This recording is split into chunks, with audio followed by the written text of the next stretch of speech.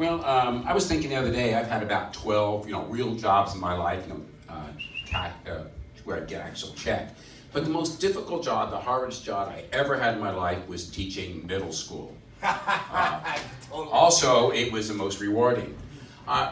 It's very hard to get teachers to teach middle school. In fact, back in the 90s, they were doing a thing called emergency credential, especially for like science and math teachers. They couldn't find any graduates from college that would teach it.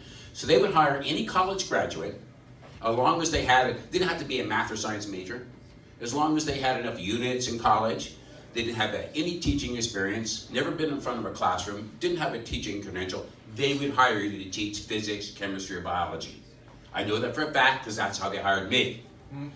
That I eventually did go get a teaching credential. I went to not a regular school like you guys would have gone to, your teachers gone to, Cal State Northridge, Cal State LA.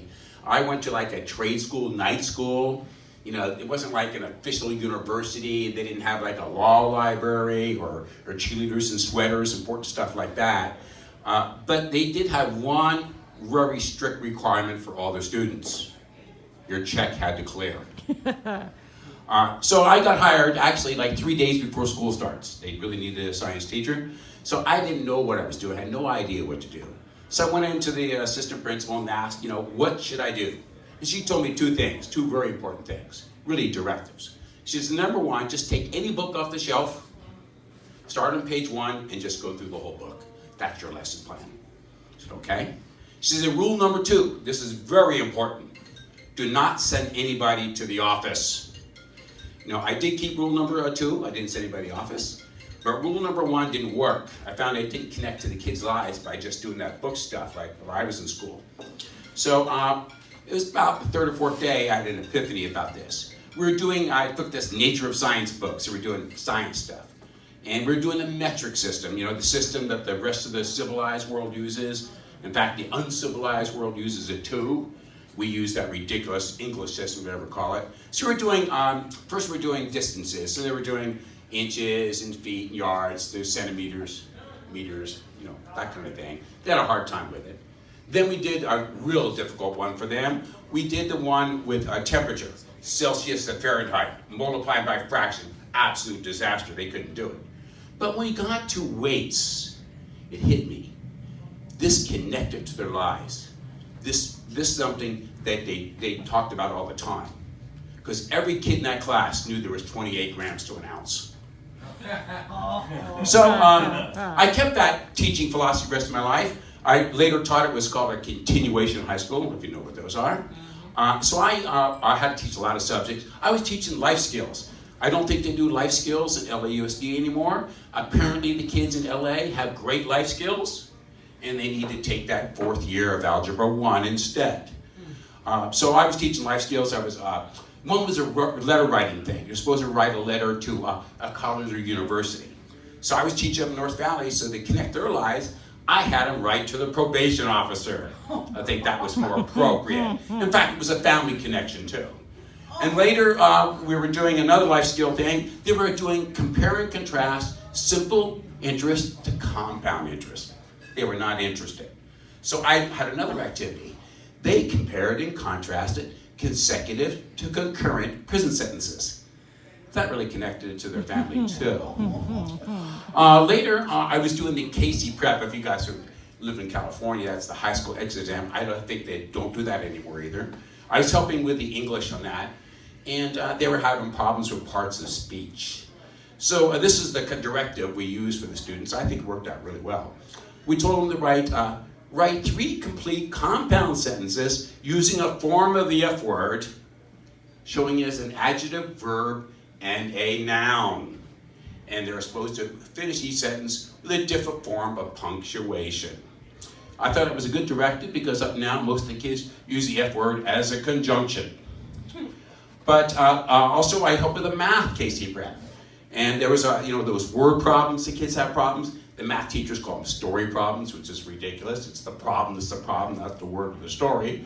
So there was one that was, I think, Alex bought a tennis racket for $75 and 3 tennis lessons for $25 each. How much did Alex spend? So I changed it to fit their lives. said Alex's uncle got 75 years for first-degree murder and 3 25-year terms for second-degree murder. How many years did Alex's uncle spend? Now, a good teacher might do a next thing. You guys might get this if you're not a teacher. You do a thing called cross-curricular or accessing prior knowledge. And then you ask them, what would be the difference if the term was concurrent or consecutive? That was a good one.